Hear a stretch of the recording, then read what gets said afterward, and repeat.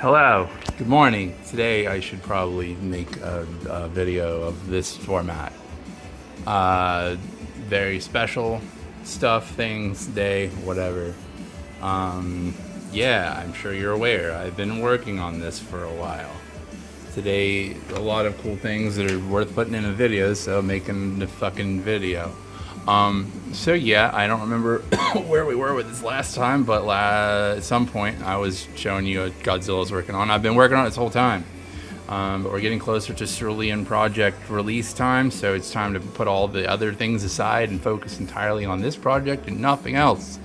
So, we did the gap fill with the milliput putty. I know I've explained it before. If not, you know where my Instagram is. At this point, you better. Anyway, we assembled the pieces. We used the milliput to hide the seams. I'm still cleaning up some seam work, even though a lot of imperfections are going to be hidden under my texture stuff.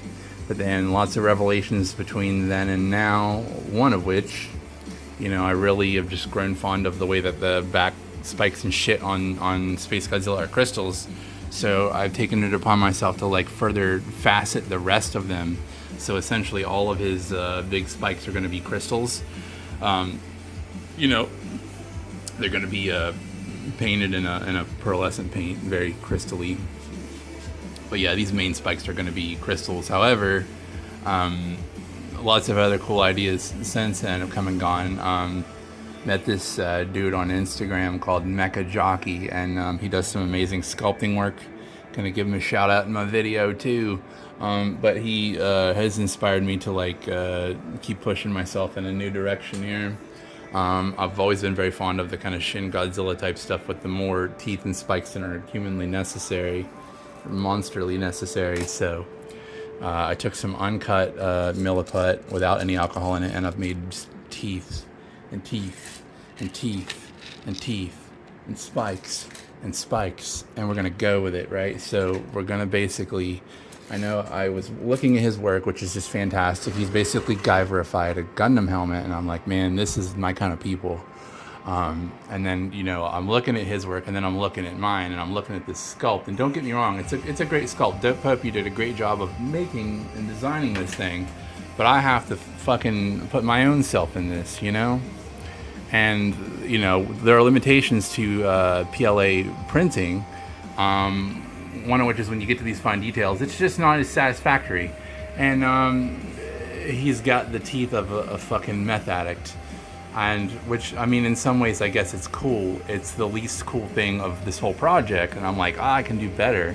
So I'm like, okay, sculpt your teeth, grind these teeth out. He's going to the dentist today. And then we're going to implant these replacement teeth, and we're going to give him a lot more teeth, just an absurd amount of teeth. Might run some down the neck too, just to really push this aberration mutation style to him. Thinking too very strongly, I might have to make more spikes if I don't have enough, but probably run some up the forearm and elbow a little bit too. Now those I'm not going to crystallify because they are very organically shaped, as you can see. So I'm probably actually going to have kind of two things going on here, and I may make some more and even run them down the back, just depending on my time constraints, how I feel about how they look as I go. But I'd like to kind of have him have the crystals, right? And then also have bone spikes and teeth just growing out of him everywhere, and keep those that organic bone color. Another reason video is being made today, this is a very special package in the mail, and through the magic of video editing, it'll be in this video here in a little bit.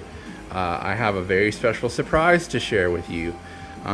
This is not my first time collaborating with Turbo Dork on things. They've been very kind and supportive of me and my, I don't want to call it career, it's just a hobby with skill. And I hit him up, and I was like, hey, friendos, I'm making a big Godzilla. Do you want in on this action? And it turns out that they're very big Godzilla fans, as well as they've been fans of my work. So they're sending me some special stuff today. I will get a package. It claims to be out for delivery. We got a special present from the very good folks at Turbo Dork. We're going to open later today. But we're going to see what this morning brings. It is currently 9:30, which means I have about 30 more minutes to work. I basically have finished my texture work of the skin as far as dremeling is concerned. So now I get to start with the cosmetic surgery. I guess I'll start with I don't know if I'm going to start with the teeth or the jaw horns, because they're all getting replaced. Remove, Dremel off, Dremel a hole, bury the spike, super glue the spike, repeat as necessary. Let's just see how this science experiment goes. But yeah, he's getting some new stuff today. It's gonna be dope. We smoothed this off. I hand smoothed this. The Dremel was just gonna be too much abrasive in speed and power, so we actually used the 120 grit God Hand flexible sanding sponges. I actually would argue that it's my favorite tool of God Hand, even above their nippers, when you need that kind of up close sanding action to smooth things. Good stuff. They don't pay me when I say I like things. I just really like them. Okay. And yeah, so finish this body work, do the spikes, then we're gonna paint on the skin with that coarse texture medium, give it that kind of sandstone look where I want that to be, and we can prime it and finally start painting it. And then I gotta figure out what the hell I'm gonna do for a base. Again, time constraints. Part of me dreamt about doing a base where he's like damaging some shit, like little smashed buildings and jungle and little people. Again, we'll see what time allows, because the turn-in time for this is November 1st, and this is like, I think sometime at the end of September, whatever the day and month it is. September, fuck. It gives me like a month. We'll see. Gotta gauge our progress, see how long mutating Zilla takes priority, and then whatever time we have left, then we'll think about what we can pull off with the base in the remaining time. So, this is the first part of the video. It's gonna be a busy day today. I got other stuff at work going on, but I will be back when we open up that package, see what's in that bad boy, see what they sent us. I mean, I already know what's in there. I'm just gonna show you guys. I'm just pretending like I don't know, whatever. Anyway, we'll be back. Real talk, this is terrifying. I legit felt like I was gonna throw up. I have spent fucking dozens and dozens and dozens of hours on this to just cut it off with a fucking Dremel. I've cut the horns off to start. Rounded the edges a little bit. It's not going to matter that much because I'll be sculpting with putty on it. And I'm about to drill a hole and try to plant these spikes. Holy shit, I'm doing it. This is what you got to do. Sometimes you got to just stand at the fucking high diving board and just fucking dive off. That's what you got to do. Here we go. And we're back again today. And yeah, so here we are. The teeth are out. I was going to try to do individual holes for each tooth, but considering the amount of teeth that I remembered I have to put in here, this is not practical. I did my usual hot glue tryptophobia shit for the mouth interior, which will have a nice texture. But what I'm actually going to do is I'm going to cut channels in this completely, just cut big channels, and I'm gonna run Milliput down in there, so I have a soft putty for the gums, and just push the teeth into the gums. That way I can fit as many teeth as possible in there. I don't have to worry about breaking little holes that I drill, and it just makes sense to do it that way. So, yep, here's progress. So I'll be back once I get to the next step. Well, gee whiz, it's been almost 10 days. So burnout sucks sometimes, but if I like try to pretend like I don't have issues, I'd be lying to you. I feel like it's just kind of a feature of being creative at this point, but I've been doing things, but I've been a mess lately. But back on the horse of progress. Yeah, so stuff's happened. So the next thing of the video was supposed to be me doing an unboxing, but the problem is there was some stuff that I needed to kind of keep out of the camera eye. But the next thing was going to be an unboxing to show you what the secret surprise thing was, and that's these paints. So what had occurred was basically I contacted the good friends at Turbo Dork, and I was like, hey, you guys, I'm about to do a giant Godzilla. We've done some things before. I believe I heard him mention having green coming up in a new set, and I'm like, hey, what's up with that green? When's that coming out? And then he was cool enough to be like, how about I send it to you? You got to keep the lid on some things because it's not officially out yet, but so I guess this is technically your debut of the upcoming green from Turbo Dork.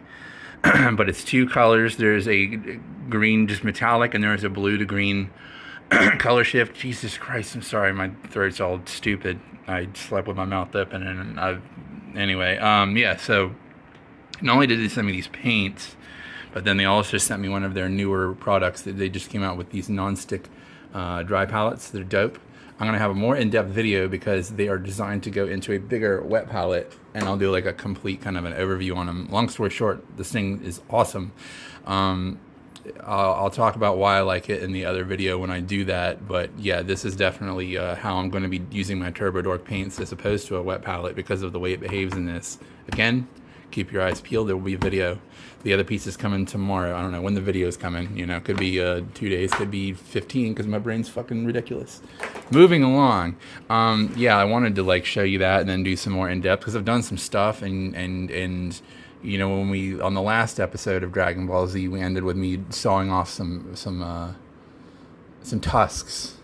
Well, I did all the things, and surprise, like always, it turned out the way I wanted it to. So there's never any reason for me to be a chicken shit and do things. Holy God, like there's paint and there's sculpting and God, where do I begin? Okay, so yeah, sawed the tusk off, and then I also ground the teeth out. And Mecha Jockey, I watched how he did some things, and I learned how to use Super Sculpey.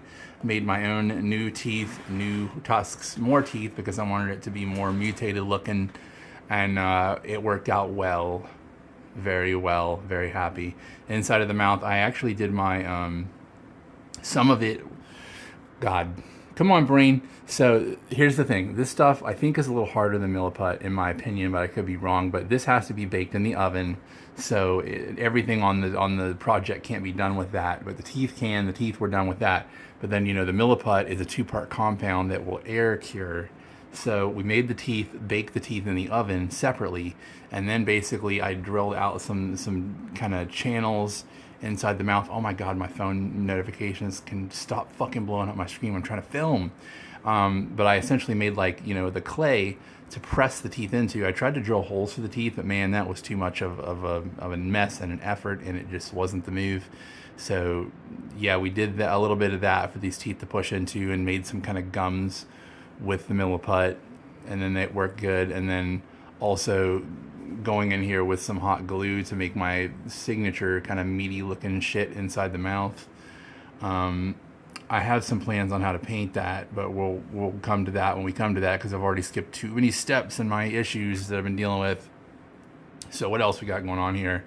I am going off of the actual sort of kind of traditional colors for Space Godzilla on this, but I'm going to have some elaboration. Oh my God, if you fucking my friends are texting too much right now. Love you guys. Shut up. I tried to stick with kind of the traditional Space Godzilla with a little bit of my own embellishment, if you will, because this year's cerulean colors are green, but it's going to be bluish green because he's supposed to be more or less blue. But after a lot of reference images, we're basically going to be pretty close to stock Space Godzilla.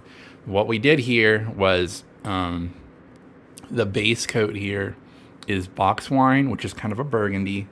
And we did some glaze work on top of that with spicy meatball, which is more of a brick red, which it's not super obvious that's what I did, but it did kind of give some of the brightness and darkness that you're seeing here going on with this. Very happy with the chest color we got going on here.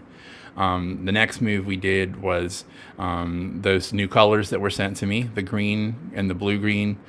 So far, this is all just the green. There's a little bit of the blue green over here. I haven't even finished all the green. I just kind of wanted to test some stuff over here. And then there is some wash on top of here, which is why it has more vividness that the rest of this will have and doesn't have yet. It's pretty monochromatic because I still have to do several layers of Disney magic. Don't forget, this is acrylic paint. You got to do layers. So we're trucking along with that. And, you know, still got a lot to do back here that's still black and white. Yeah, I did. God, again, I've done so much. It was, you know, primed with the Rust-Oleum Ultra Matte Black. And then some slap chop. I think this is more than likely, but not confirmed. This is probably a world record on the largest thing that's been slap chopped. Good Lord. But we black primed it, we slap chopped it, and then talking to Danny, because I was like, what are we going to do with the crystals? Originally I was talking about a warm color, but then, you know, she's like, well, we'll do it like quartz. And I'm like, okay, I guess so. And then I look at the reference images of Space Godzilla, and he does indeed have whitish crystals. And then she brings me this really cool looking quartz. And I'm like, ooh, yeah, you've got something there. So this is actually what we're going to go towards for these crystals. So I did have to put a white base color. I actually have some more paints. The last of the paints is coming today. I have kind of a peach color coming from Turbo Dork today. So it will be a Motherlode will be the base color for the crystals that is here. This is Motherlode. And then the other color, I don't know if he sent me either Peachy Keen or Momo that arrives today. That will be the peachy kind of color. And then there will be some other kind of darker, because I mean, look, again, back to the reference, there's some darker stuff going on in here. I have to think about how I want to pull that off. There's several colors I could go to. I could probably do some of my style, I don't know what you want to call it, South Carolina clay, looking ass shit around the edges too. I mean, I could do that if we decide to do that, but yeah, we'll have a lot of stuff going on in the crystals too. But yeah, I did have to go and then like really add a lot of white to these crystals to get them, you know, because those, the Motherlode and the peachy color paints, those are going to need to be on a white base coat, as well as the Motherlode has to be on white or it won't be pearlescent. So this is where we are. This is what I'm doing.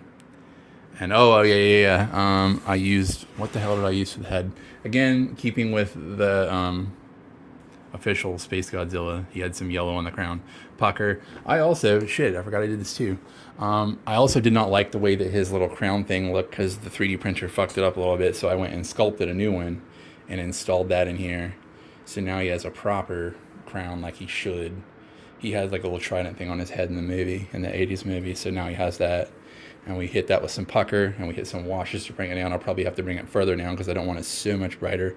But I don't know 100% yet. The green has to be lifted, and then we can assess the yellow. We don't want one part popping too much, you know, to do what we're going to do. That's where we are. Keep on trucking. I very likely may be done with this weekend. That's what I'd like to think I'm going to do, but everything's working out the way it's supposed to. The skin texture worked out exactly the way it was supposed to. The colors are behaving the way they're supposed to. It's really going to be, in my opinion, a stunning piece when we get done. This is the longest I've ever spent on a project. It's the largest project I've ever done. This is the first time I've been able to do like a world debut of an unreleased paint.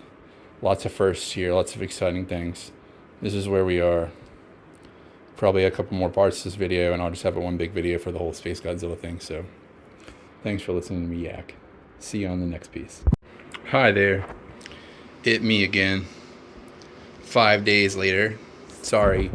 I know these are the worst tutorial videos in the world because burnout issues and ADHD, and when I get time to do things, says, yeah, oh God, it's very further along. Sorry, I fucked up, but I'm going to do my best to explain what I've done since the last Thursday.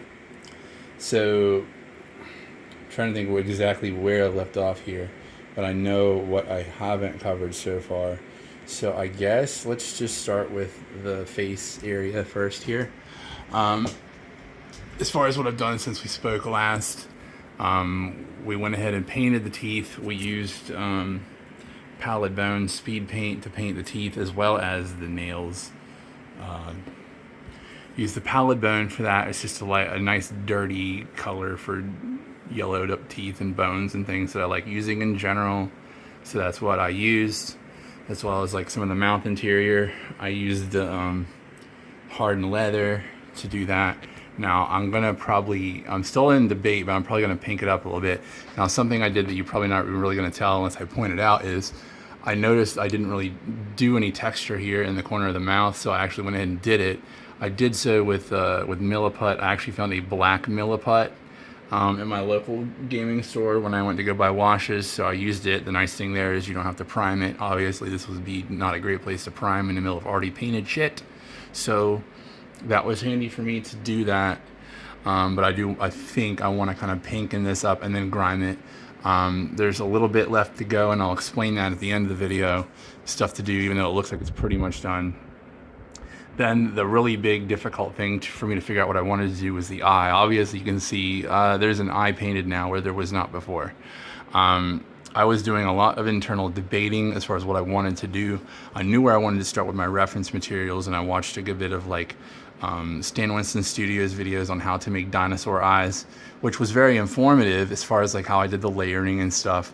But I didn't want it to look like the T-Rex eye. It just wasn't what I wanted. I needed a crazier looking eye than a T-Rex. And I'm going through just different animals for reference materials like I often do in my creature designs. And I kind of ended up landing on like moray eels and other weird eels. And I can't remember what kind of eel I landed on. And I didn't copy it 100%, but I just really like how striking the eyes of certain eels are. And a lot of the eels have this kind of sort of look of like decorative like head things, like this sort of thing. And they very often will have jagged teeth. So I'm like, oh, this fits style-wise based on what I see in nature. This is so far from anything that nature produces, but you know, I still want to kind of follow that in my design guidance that I do. It's just kind of my preferred way of rocking and rolling with that. But that's where we are with that stuff. You'll notice the crystals definitely look different. So as I mentioned in the last video, that paint that I was waiting for did arrive. So when you saw the video last, I believe these crystals were just, and the spikes were just white because I had base coated them. What we did was, big surprise, right? Turbo Dork. We did our base coat here with Motherload.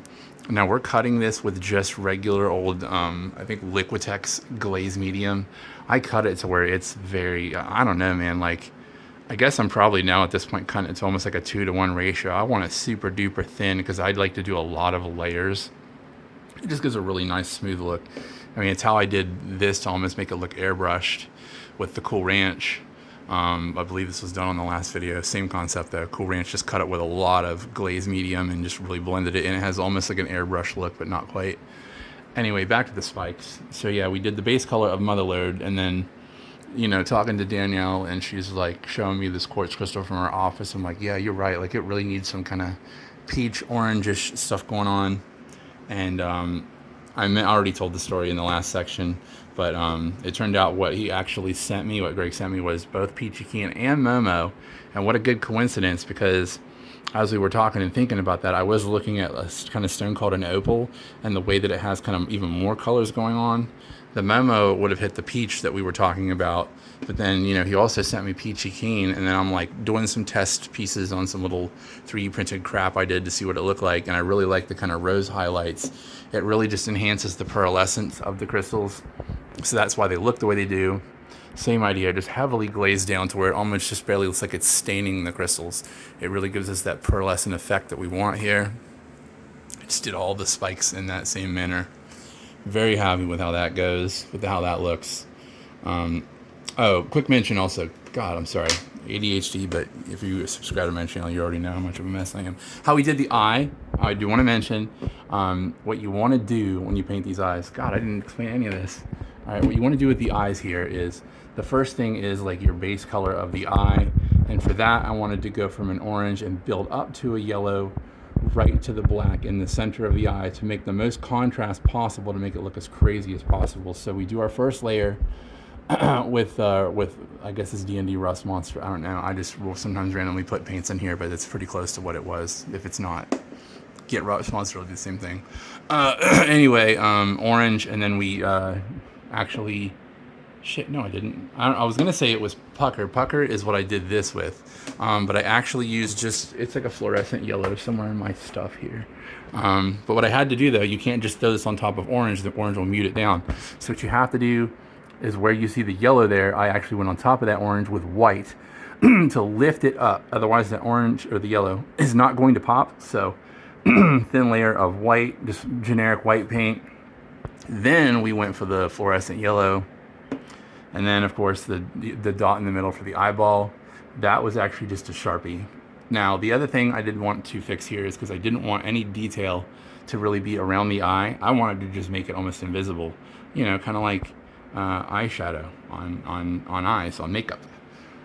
So my good old friend Muso Black came in handy. Come on, camera, for fuck's sake. There you go. The Muso Black. We did around the eye to really kind of make the center of it pop, where your focus is on the eyeball and not the skin around the eyeball. It's just the look that I wanted, and it definitely did what I wanted it to do. And then finally, for some detailing here, you do see some speckling. That's literally a micron brown pen at 003, just to give the kind of striation of like muscles in there. Gave us the effect we wanted. That's how you do the eye. God, I almost skipped that. I'm sorry. And then the last stuff that I did, or actually next to last, well, the last stuff I did in general was washes. So, you know, the teeth by themselves, they're not going to be, you know, they're the right color, but they don't look dirty enough. They don't look uneven enough. They don't look natural enough. Same thing with the claws. They really did not. I mean, I knew that was the case, but if you just paint it with a pallid bone, it's just going to look like paint. So we had to go to town with some dark washes on the teeth and the claws and the toenails, and it's just layer after layer of strong tone, and just be messy with it. Be natural. This thing is a big giant monster that's smashing shit. Nothing's going to be even on it. It's going to be all messy. So be messy with your washes. It's a messy monster. And then the last thing I did when I wrapped up the last session was multiple, because this is a huge piece, multiple bottles of blue tone and green tone washes just over and over, because these colors were beautiful. I wanted to bring the saturation. I'm pretending like it's Photoshop. I'm calling it saturation. I want to bring the saturation really to punch up the green and the blue and really be strong and really smooth the gradients between them, because it wasn't the smoothest and it wasn't where I wanted it to be, most importantly, because I did want some contrast, but I wanted it to be a little smoother than it was. And we got that with several bottles, like 2 or 3 bottles of freaking washes for this piece. That's where we are now. And then the last thing that we're waiting on, it seems like every pause break I'm waiting on shit to come here. I've looked at some other cool stuff people have done with minis, where they do like a drool look, and they use a glue called Uhu glue, which will let me do like strings of saliva between the teeth. That is out for delivery today. That's basically the last thing that I've got to do on him, and then I might paint some, I might want to paint some lighter stuff to bring up the gums, and then slime it up a little. I'm probably going to mix maybe some glaze medium with maybe some little bit of brown or green paint, just a tiny little bit. And I really want this to be wet and slimy and slobbery all around this area. And that's pretty much going to be it for this project. 4 months in the making, holy cow. Really kind of getting close to being done with this thing. It's very exciting. It's almost here. It's so close, I can taste it. So anyway, almost done. Probably one more little section of this video. I know it'll be a longer one, but hey, you know, I really want to document what I'm doing here, and I hope this helps people understand what I'm doing. So yeah, I guess see you on the probably final chapter. We'll see, but I'll be back after I get the glue. See you in a bit. And finally, the finale of the video. Here he is, finished. The mouth was the last section we had to do. So when we left off, I believe I was discussing just doing some basic sculpting on the mouth that I wanted to touch it up with. Now, the colors sometimes may seem simple on something, but the way you pull them off is not. And what I mean by that is, to get the look for this mouth is a lot of things going on here. The first thing I usually try to do here with this, well, I'll tell you exactly what I did with this, is I started on the mouth with kind of a base color of some pink. After that, I did a little bit of dry brushing with white. Then we needed to bring it down a good bit, and that was a dark wash, essentially, to really bring in, you know, it's much darker now, and you can see there's just a lot of contrast between the colors. There's, you know, the pink, the white, and then the dark wash in the little crevices and stuff. And then after that, what we had to do was actually several coats of gloss medium, because it looked very dry originally, and we had to fix that. But yeah, several coats of gloss medium to really make it look wet. Because then the final step was, as mentioned, the Uhu glue that came in, which are those little strings of slobbers. And it's really cool to play with. This is my first experience with it, and per like the instructions and stuff, you know, they're like, put a dot on like the starting point and then string it to the finish point, essentially. You really have to play around with it to get the feel of it, but you can kind of bounce it a couple times, really like a ricochet, like from A, B to C, but really kind of slimed up and made this mouth disgusting the way I wanted it to. Even the pictures you can't fully see like you can in this video. how much of a gross, like, I wanted it to look like an infected wound of a mouth. Mainly because my intentions with this as it went along was to get something closer to like Shin Godzilla, but like a space Shin Godzilla. And I feel like we've pulled that off here. I had some things I debated doing that was going to push it a little more in that direction, but being pressed for time, and I didn't want to bite off more than I can chew because I felt like I had found the sweet spot. We did, and you know, that was adding a lot more teeth in here, which definitely gave it that vibe. But I could have mutated it even further and, you know, added more spikes and stuff. But what I ended up really doing was, for like the design decision, if you will, I'm ultimately working off of Dope Pope's sculpture, 3D sculpture. You know, when I printed this, is I didn't want to overwhelm it because, you know, you take in the overall design of this thing and you really don't want to go too overboard with the spikes. It's already just so many spikes and crystals and stuff, right? So the artistic decision was to do a little bit, but not go too crazy with the spikes. So that's what we did. Very happy with it overall. But yeah, here's the final piece. I tried to explain and document as much as possible, other than the fact that I had burnout and I had to take kind of breaks from filming. But yeah, this is the Space Godzilla. It will be going up for cerulean this year. If you have any questions, feel free to drop them in the video of anything you want me to elaborate further on, because this was, I know, a long process. It's a long video, but there may still be stuff that maybe you want me to touch on further.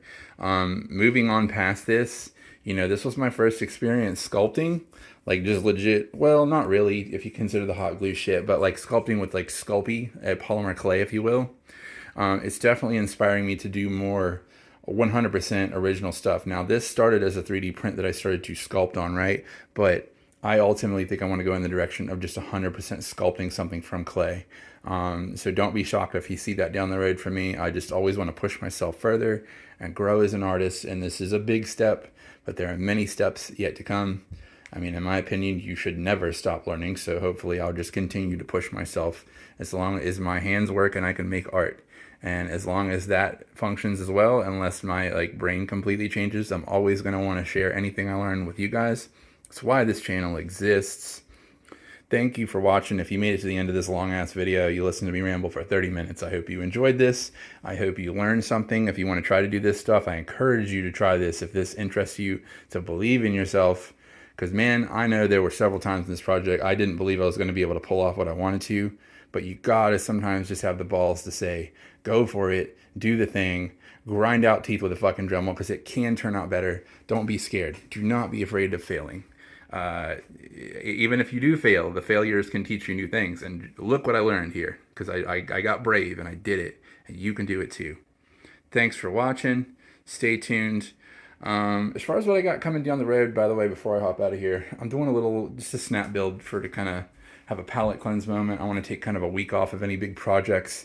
After that, I'm more than likely starting a 5-star stories contest build. That'll be really cool, but we'll see what happens. And yeah, that's it. Thanks for coming by. Have a good one.